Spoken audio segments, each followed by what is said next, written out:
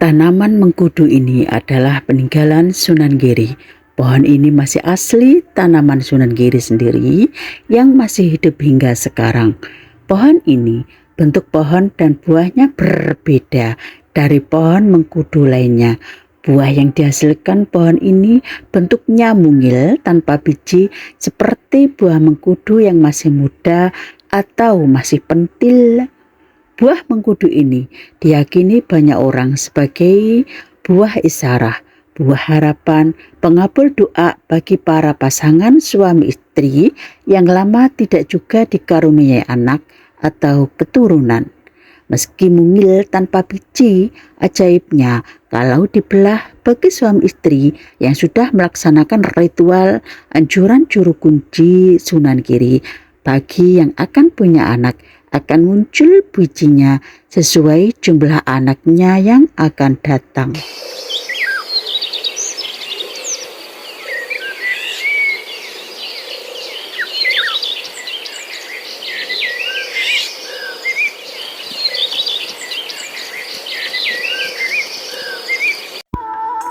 Boleh jadi sampai sekarang engkau belum dikaruniai anak, itu adalah kebaikan dalam hidupmu. Sebab itu, jangan engkau merasa gundah terhadap segala sesuatu yang terjadi padamu, karena semuanya atas izin Allah. Jangan banyak mengeluh, karena hanya akan menambah kegelisahan. Perbanyaklah bersyukur, alhamdulillah, itu yang akan mendatangkan kebahagiaan.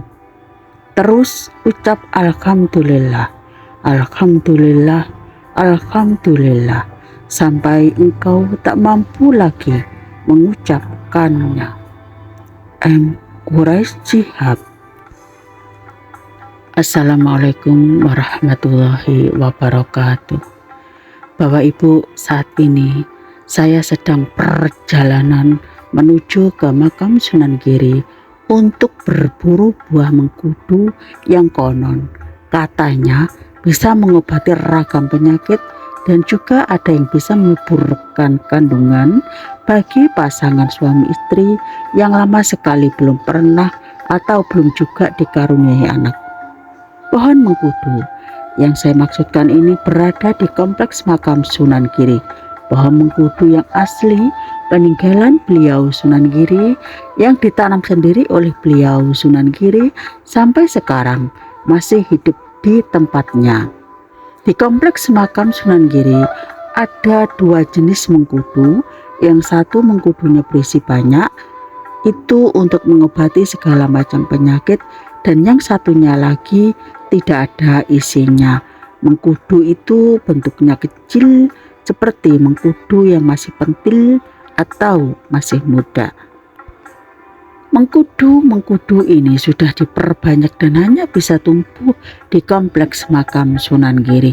Di sini tanaman mengkudu tanpa biji yang asli yang ingin saya cari, karena saya penasaran. Beberapa kali saya ziarah ke makam Sunan Giri, tidak pernah memperhatikan akan pohon mengkudu tanpa biji yang asli. Tempatnya di mana saya juga sedang mencarinya, karena saya mendengar ada banyak cerita bahwa mengkudu yang asli itu, mengkudu yang kecil yang tanpa biji itu adalah sebuah isyarah apabila nanti kalau memang dibelah itu kosong, tidak ada isinya, berarti tidak punya anak. Kalau ada isinya atau bijinya satu, berarti anaknya satu, dua berarti ya dua, dan seterusnya. Biasanya para peziarah yang lama tidak punya keturunan datang ke juru kunci. Yang pertama diarahkan untuk ngaji di pusara beliau Mbah Sunan Giri. Setelah mengaji, mintalah pertolongan kepada Allah agar diaminkan oleh Sunan Giri. Setelah ritual pertama selesai, datang ke juru kunci, ceritakan apa yang menjadi keinginanmu tersebut. Di situ nanti akan berikan satu mengkudu kecil tanpa biji kalau memang yang diinginkan agar mempunyai anak atau keturunan, dan diminta mengambil air minum dari gentongnya Mbah Sunan Giri untuk dibawa pulang ke rumah. Sesampainya di rumah, mengkudu itu dibelah menjadi dua atau beberapa bagian untuk dilihat apakah ada isinya atau tidak. Kalau kosong berarti tidak punya anak.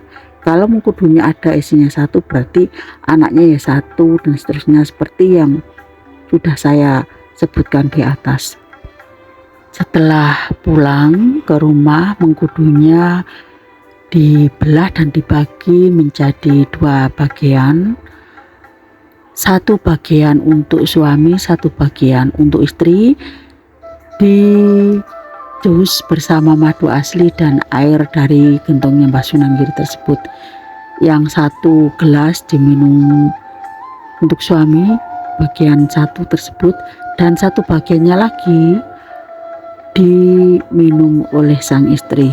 Buah mengkudu ini memang buahnya aneh, tidak berbiji, tetapi kalau kita ada tujuan dan ingin mengetahui sesuatu, kita belah. Itu kalau memang tidak punya anak ya kosong. Kalau punya anak, berapa bijinya itu, yaitu indikator anak yang akan diberikan Allah sama kita. Mitos tidaknya bahwa alam bisawab, kita hanya berikhtiar, ya. Itulah kenapa saya bilang buah mengkudu buah aneh, buah isyarat, juga buah harapan bagi yang ingin punya keturunan. Pohon mengkudu yang saya ceritakan ini adalah untuk bagi mereka yang menginginkan keturunan. Ada lagi kudu yang banyak bijinya, itu untuk mengobati ragam macam penyakit. Pohon mengkudu yang lebih sering disebut dengan bentis di lingkup Giri, bentuknya memang berbeda dari pohon kebanyakan kudu lainnya. Pohonnya lebih kecil dan terlalu rimbun. Buahnya juga mungil, tidak seperti kebanyakan. Tapi yang saya bahas di sini adalah pohon mengkudu atau buah mengkudunya bagi yang menginginkan anak atau keturunan, sudah lama menikah tapi belum juga dikaruniai keturunan. Perkara dikasih anak atau tidak itu adalah kehendak Allah. Yang ditakdir tidak punya anak, ya mbok jangan nelongso, tetap bahagia dengan keadaan yang ada. Yang diberi anak pun ya jangan sombong.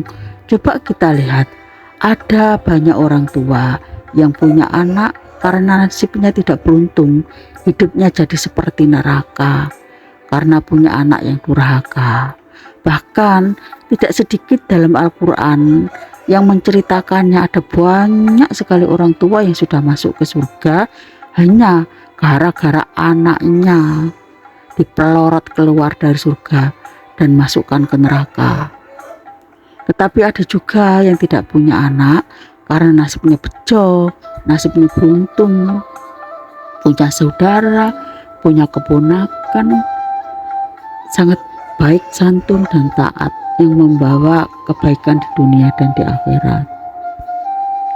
Al-Quran sudah menjelaskan tentang posisi dan kedudukan anak bagi orang tuanya. Hal ini penting untuk dipahami dan ditadabburi agar orang memiliki kesadaran dalam mendidik anak. Setidaknya di sini saya mau menjelaskan 5 ayat yang menjelaskan tentang kedudukan anak dalam Al-Quran. Yang pertama, anak adalah perhiasan dunia. Ini Allah berfirman dalam kisah surat Al-Kahf ayat 46.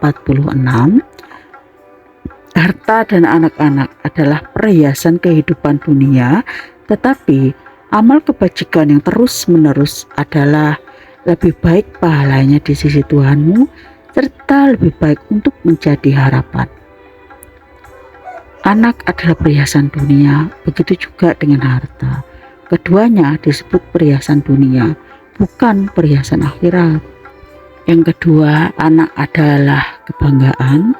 Allah berfirman dalam surat Al-Hadid ayat 20, ketahuilah, sesungguhnya kehidupan dunia itu hanyalah permainan dan senda gurauan. perhiasan, dan saling berbangga di antara kamu, serta berlomba dalam kekayaan dan anak keturunan, seperti hujan yang tanamannya mengagumkan para petani. Kemudian tanaman itu menjadi kering dan kamu melihat warnanya kuning, kemudian menjadi hancur. Dan di akhirat nanti ada azab yang keras dan ampunan dari Allah serta keridaannya. Dan kehidupan dunia tidak lain hanyalah kesenangan yang palsu. Yang ketiga, anak sebagai penyejuk hati. Allah berfirman dalam surat Al-Furqan ayat 74, dan orang-orang yang berkata, "Ya Tuhan kami, anugerahkanlah kepada kami pasangan kami dan keturunan kami sebagai penyenang hati kami, dan jadikanlah kami pemimpin bagi orang-orang yang bertakwa." Kedudukan anak berikutnya adalah sebagai fitnah. Ini difahami dari dua ayat Al-Quran, yaitu surat Al-Anfal ayat 28 dan Al-Taghabun ayat 15. Allah berfirman, "Dan ketahuilah bahwa hartamu dan anak-anakmu itu hanyalah sebagai cobaan, dan sesungguhnya di sisi Allah ada pahala yang besar. Sesungguhnya hartamu dan anak-anakmu hanyalah cobaan bagimu, dan di sisi Allah pahala yang besar." Dan kedudukan anak berikutnya yaitu sebagai musuh. Allah berfirman dalam surat Al-Taghabun ayat 14, "Wahai orang-orang yang beriman, sesungguhnya di antara istri-istrimu dan anak-anakmu ada yang menjadi musuh bagimu. Maka berhati-hatilah kamu terhadap mereka, dan jika kamu maafkan dan kamu santuni serta ampun mereka, maka sungguh Allah Maha Pengampun lagi Maha Penyayang." Loh ya, Al-Quran sudah memberikan petunjuk terhadap kita bahwa bagi saya sikap orang tua terhadap anak mempunyai peran penting, baik pun itu atas keberhasilan dan keselamatan mereka di dalam konteks kehidupan manusia di dunia ataupun kelak di akhirat di hadapan pengadilan Allah. Alhamdulillahirrabbilalamin. Ini dia pohon mengkudu aslinya sudah saya temukan. Pohon ada dalam bangunan makam dan dipagari serta pagarnya terkunci. Kalau tidak dikunci, takutnya peziarah nyerobot masuk dan royokan untuk metik sembarangan. Begitu ada pintu masuk, langsung kita sudah ketemu pohon mengkudunya. Manfaat mengkudu itu sendiri adalah untuk mengurangi kejang otot, melindungi kesehatan jantung, menghilangkan kelelahan, melindungi organ hati, kualitas antipsikotik, meredakan nyeri, artritis, agen antioksidan, meredakan gejala asam urat, membantu meningkatkan fungsi memori, mengontrol diabetes, untuk perawatan kulit, mengobati masalah lambung, mempercepat penyembuhan, meningkatkan imunitas, menurunkan kolesterol. Sedangkan manfaat buah mengkudu untuk ibu hamil, meskipun rasanya kurang enak di lidah, buah ini dipercaya dapat meredakan beberapa keluhan. Contohnya, menambah energi untuk kesehatan ibu hamil, menghilangkan mual dan muntah, terus lagi menstabilkan tekanan darah, mencegah keracunan pada kehamilan, merupakan kondisi yang berbahaya bagi ibu hamil. Manfaat lainnya adalah untuk menangkal radikal bebas bagi kesehatan ibu hamil, dapat mempercepat penyembuhan luka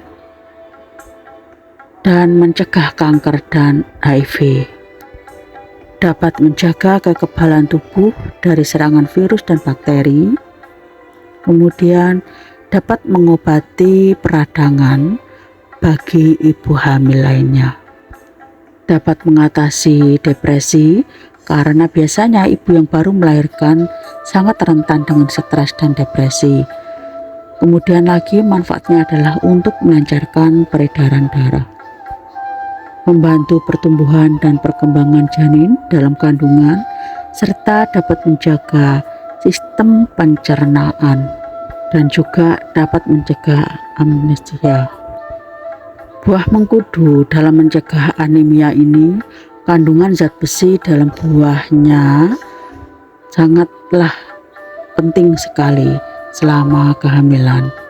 Anemia biasanya pada ibu hamil dapat menyebabkan kelelahan, cepat lemah, dan bahkan dapat berpengaruh pada pertumbuhan janin. Ini kalau yang sudah hamil. Tapi manfaat buah mengkudu bagi yang belum hamil, buah mengkudu bagi yang belum memiliki keturunan juga bagus, bisa merangsang akan kehamilan. Terima kasih masih setia di channel Fahrudin Muiswatin Present.